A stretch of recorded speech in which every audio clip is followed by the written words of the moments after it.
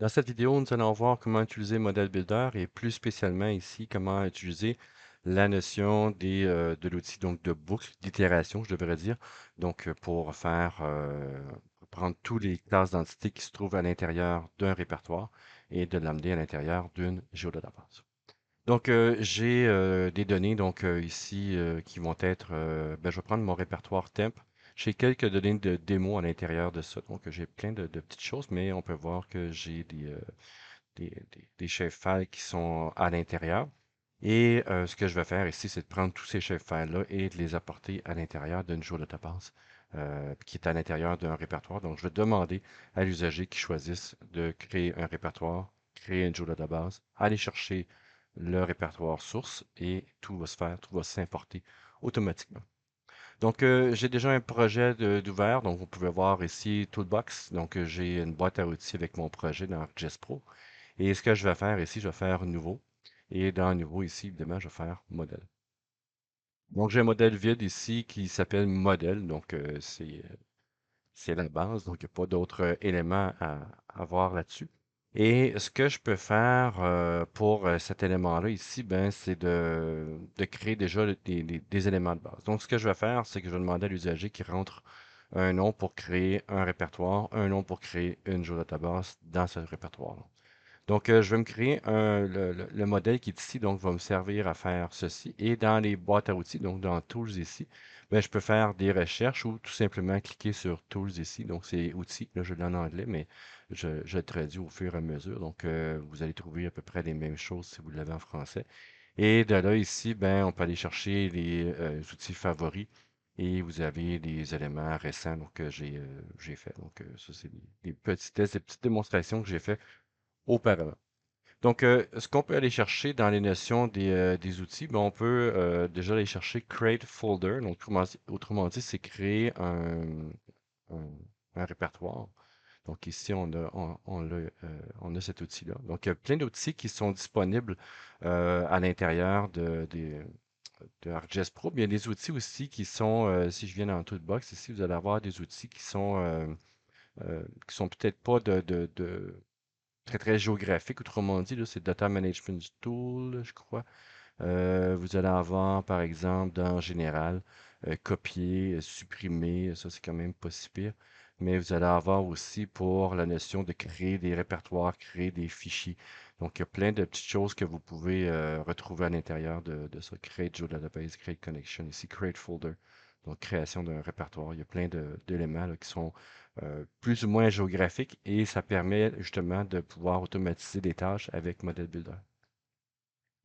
Donc ici, j'ai Create Folder qui est là. Je peux accéder à l'outil en double-cliquant dessus. Donc j'ai Folder Location, donc autrement dit, où est-ce que je vais l'avoir, ce nouveau répertoire-là qui va être créé, et le nom. Donc moi, ce que je vais faire, c'est que je vais demander à l'usager qui rentre ces éléments-là. Et pour rajouter des variables ici pour ça, donc si on regarde ici, j'ai seulement que l'outil qui apparaît en carré et l'élément de sortie qui apparaît en cercle. Donc c'est en grisé, c'est-à-dire qu'il me manque des éléments pour pouvoir le faire exécuter. Donc, je peux faire un clic droit dessus et je peux faire créer une variable ici à partir des paramètres de l'outil et j'ai mes deux éléments qui manquent. Donc, la localisation, donc folder location, et ici, créer de variable comme paramètre et folder name, autrement dit, c'est le nom du répertoire que je veux. Donc, soit que je peux les rentrer directement, bon, ça empêche d'avoir la flexibilité dans mon modèle, excusez-moi. Donc, ce que je voudrais faire ici, c'est que je vais laisser l'usager à ce qu'il puisse l'utiliser. Donc, il puisse lui-même rentrer les informations. Donc, je vais sauvegarder le modèle ici. Et juste pour vous montrer ce que ça va donner dans le catalogue ici. Donc, si je double-clique, j'ai aucun paramètre qui s'affiche. Et si je reviens en arrière et que je dis ici, ça c'est le paramètre pour la localisation, ça c'est le paramètre pour le nom, ben, en sauvegardant évidemment, modèle ici, j'ai mes deux éléments qui vont apparaître. Donc, à chaque fois que je mets un petit P ici, bien, j'ai mes informations. Donc, je peux les renommer aussi si je veux les franciser. Rename, donc folder location, ça va dire ici euh, répertoire, par exemple. Répertoire pour nouveau répertoire ou pour ou emplacement, tiens. Emplacement. du répertoire.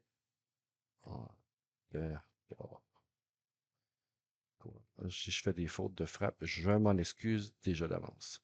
Donc ici, rename aussi, donc ça veut dire nom du répertoire qui est là.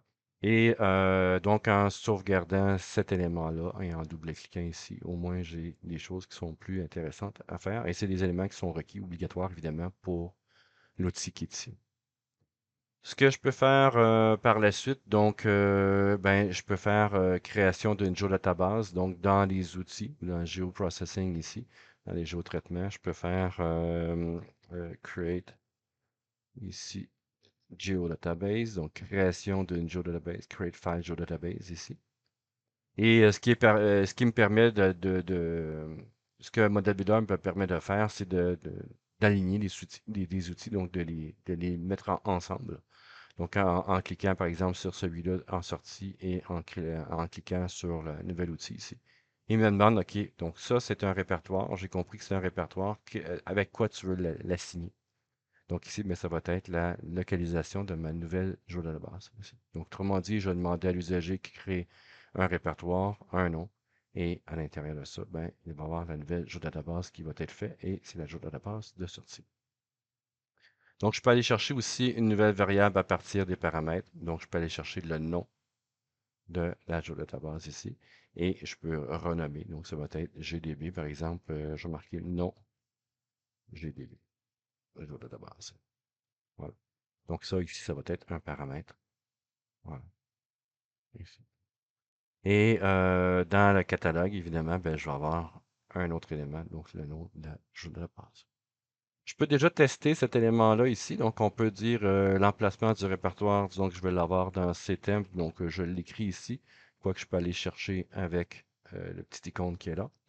Le nom du répertoire, je vais l'appeler, par exemple, démo REP. Et le nom de la database, par exemple, démo. Et si je fais exécuter, on va voir si ça fonctionne. Ici, fix missing invalid parameter 1 ici, emplacement du répertoire. Je l'avais sûrement mal rentré. Ici, CTEMP, run. Voilà. Donc ici, ça a été fait. On peut aller voir dans le catalogue ici. Donc, il va falloir que je fasse un petit rafraîchissement. Donc, F5 ou refresh. Et je devrais avoir démo rep. Voilà. Et dans démo rep, j'ai une journée de base qui est vide à l'intérieur. Donc, ça fonctionne. Génial. Donc, je l'efface ici parce que si je le refais, ben, soit que je peux demander qu'il écrase ce qui est déjà fait ou de ne pas écraser puis de faire à partir d'une- de, de tout, à partir de rien. Autrement dit, tout va être créé à l'intérieur de ça. Donc ça, c'est ma base ici. L'élément que je veux rajouter, c'est de mettre la notion d'une boucle. Donc, il y a plusieurs boucles qui existent. Donc, mettons pour chaque champ dans telle classe d'entité, pour chaque ligne ici, donc sélectionnée dans la table, pour chaque euh, entité qui sont sélectionnées. Donc, je peux faire un paquet de choses ici qui sont là. Et moi, ce que je vais faire, c'est faire une itération sur les feature classes ici. Voilà. Donc, il me rajoute l'outil. Oui, donc ici, ce que je vais faire aussi pour cet élément-là, c'est en grisé, c'est normal. Pourquoi? Ici, c'est des paramètres que je n'ai pas rentrés. Donc, je pourrais rentrer des valeurs par défaut. Et évidemment, si je rentre ici une valeur par défaut, tiens, je vais rentrer ici emplacement du répertoire, CTEM, donc en faisant OK. Donc, vous voyez que ça commence à être en couleur. Je pourrais peut-être rentrer des informations par défaut ici. Et ce que ça va faire dans mon modèle, ben, ça rentre déjà des éléments par défaut. Donc ça, c'est un autre choix. Moi, j'aime moins ça. Je vais laisser plus de liberté là, à l'usager, mais c'est pas très grave. Là. C'est juste la manière que j'aime le faire. Donc, ça peut être aussi différent pour vous et c'est tout aussi valable. Donc, ici, je reviens ici. Donc, on a ma base ici. Et j'ai rajouté l'itérateur pour le feature class ici qui est là. Donc, si on regarde, je peux le mettre en bleu. Et donc, j'ai rajouté cet outil-là. Cet outil-là, toutes les notions des outils d'itérateur ici, il faut faire attention. Si vous regardez, je ne peux pas en rajouter un autre. J'en ai rajouté seulement qu'un, je ne peux pas en rajouter d'autres ici. Donc, ça semble très limitatif. Oui et non. Donc, la manière que c'est fait ici, c'est à chaque fois que je rajoute un itérateur ici, c'est que c'est tout le modèle qui va être itéré, donc qui va être répété à chaque fois qu'il y a des éléments qui vont passer dans cette boucle ici. Donc, c'est pour ça qu'il y en a un seul qui est disponible. Donc ici, si je mets la boucle qui est là, ça veut dire qu'à chaque fois, il va créer le répertoire, il va aller créer l'ajout de la base, puis il va aller passer ça pour chacun des éléments il va passer dans cette boucle-là. Par exemple, si je mets ici dans le répertoire CTEMP, toutes les classes d'entités qui sont là, si j'en ai 10, ben, tout ce modèle-là ici va être exécuté 10 fois. Donc, c'est pas vraiment ce que l'on veut. Donc, c'est pour ça que les itérateurs ici, c'est un seul à la fois dans un modèle. Donc, ce que je peux faire ici pour ça, je vais revenir ici, puis je vais renommer mon modèle pour m'y retrouver, donc dans Propriétés ici. Je vais mettre le nom ici, ça va être, par exemple, assemblage. Ça va être le nom complet. Assemblage assemblage GeoDatabase, par exemple. Peu importe le nom, c'est juste pour dire ici que ça, c'est mon modèle principal qui va aller chercher d'autres outils et d'autres modèles aussi à l'intérieur de ça. Donc, l'étiquette, c'est ce qui va apparaître ici. Le name ici, c'est le nom qui va apparaître si je veux le faire par programmation, par exemple avec Python. Donc, ici, dans le name, je suis plus restrictif, là, donc je ne peux pas faire d'espace ni de caractères spéciaux. Donc, ça serait ici, par exemple, assemblage géodatabase. Ici, on peut le mettre comme ça. Et une fois que ça c'est fait, donc je peux faire OK et je fais sauvegarde, ça apparaît ici. Donc, ça, c'est mon élément. Donc, pour les itérations, moi, ça veut dire que pour tous les éléments que je vais avoir dans un répertoire donné, je veux que ça itère, donc que ça fasse, mettons, pour tous les chefs-files que j'ai dans un répertoire, j'aimerais que ça exécute un outil qui permet de l'envoyer à l'intérieur d'une géodatabase. Donc, ce que je vais me faire ici, je n'ai pas le choix, j'ai besoin d'un nouveau modèle, ici qui est là, que je pourrais aller dans les propriétés renommées. Par exemple, ça serait ici, itération SHP. Donc, je mets les choses, il n'y a pas juste des SHP, mais je vais faire itération ici. Itération des classes d'entités. Classe ici, d'entité.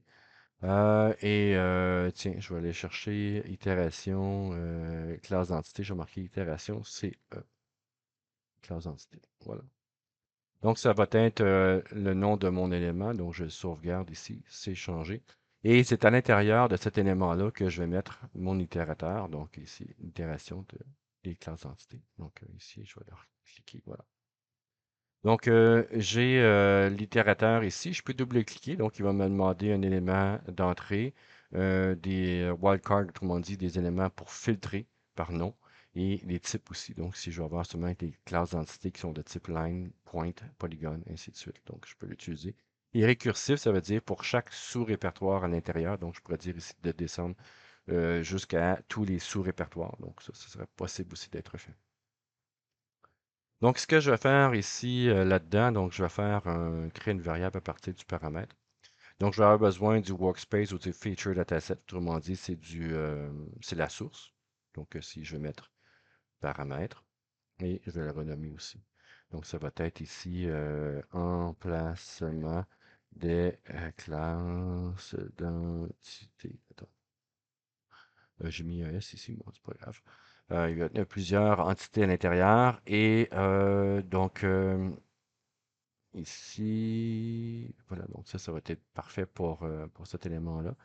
Et pour les informations, donc les feature classes qui vont sortir ici, ben ces classes d'entités-là qui vont sortir, ils vont servir à quoi? Ben, ils vont servir à aller à l'intérieur d'une géodatabase. Donc, autrement dit, j'ai un outil qui s'appelle la notion ici de feature class.